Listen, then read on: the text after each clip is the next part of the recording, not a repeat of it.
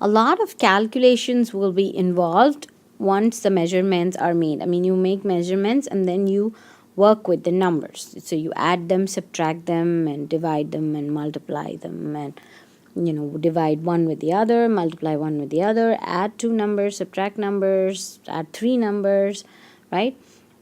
You do a bunch of mathematical operations with them. So once you decided on the significant figures for the measurements that you have, you take those numbers, you perform mathematical operations on them, and then you decide on the number of significant figures for the answer. So if your two numbers that you're operating in a simple calculation, if you take two numbers, then what is the number of significant figures for the answer? So for addition and subtraction, there is a certain rule, and for multiplication and division, there is another rule. For addition and subtraction, pay attention to digits after decimal. Very important. Digits after decimal. Very important. Okay. So once you make this calculation, say 24.003, 3.03, 2.11, right? You made this. Once you finish this calculation, you get 34192, right? How many significant figures will be there on this answer? This one has 5, this one has 3, this one has 3, right? So for addition and subtraction, pay attention to digits after decimal. So after decimal, this number has 3 significant figures, this number has 2 significant figures, and this one has 2 significant figures as well, right? So that means the number that has the less number of digits after decimal is a less precisely measured number. Okay, measured number that has less precision.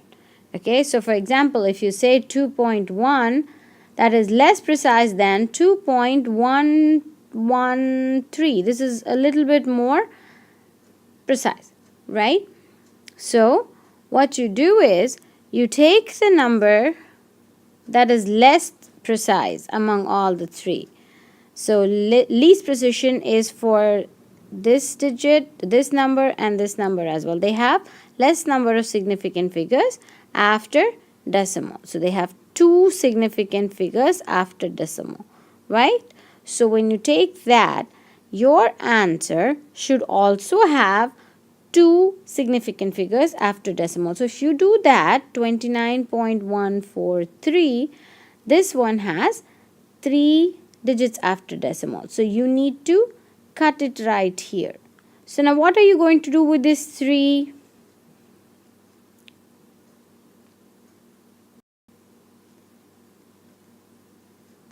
Right? This is what you want. So what are you going to do with this 3? If this 3 is more than 5, if this number that you want, this should be dropped. This number should be dropped. If this is equal to or greater than 5, you raise this number by 1. If this digit is less than 5, you keep this as is. So since this is 3 and this is less than 5, we write our final answer as 29.14. Excuse me, 29.14. Okay? So for addition and subtraction, the rule is go with the least precisely measured number. That means the one that has less number of digits after decimal, and that will decide on the significant figures for the answer. Now, when it comes to multiplication and division, you look at total number of significant figures. Total number of significant figures. So, when you perform this operation right here, 32.00983 multiplied by 1.203, right? When you write that on the calculator, your answer will be something like this. What you see on the calculator will be 38.50782549, something like this, right? But your answer should have, now digits after decimal is not important. This is a multiplication and division. Your answer should have the same number of significant figures as the number that has the least number of significant figure in your original operation. So in your original operation, the first number has 7 significant figures and the second number has 4 significant figures. So your final answer should have 4 significant figures as well. So in this case, total number of significant figures in the numbers is important. So what you do? 1, 2, 3, 4. So this is where you stop. This is your drop digit. All this, throw them away.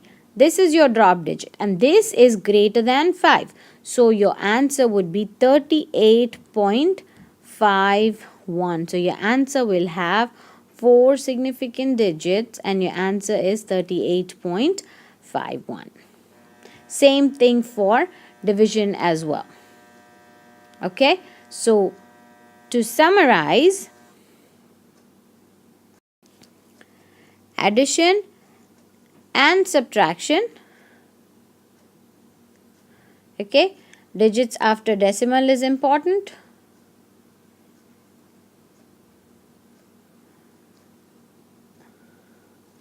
For multiplication and division, total number of significant figures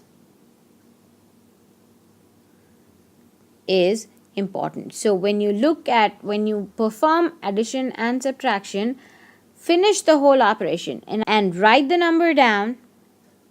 Once you do that, so if you had, for example, 38.6925 plus 1.93, write all the numbers on the calculator, okay, and then add them. And once you get that final answer, then count the total number of digits after decimal in each numbers. In this number 4, in this number 2. So in your answer, you should have 2 digits after decimal. Once you round that off, take the number, write it down separately, and then that will be your answer for that specific problem.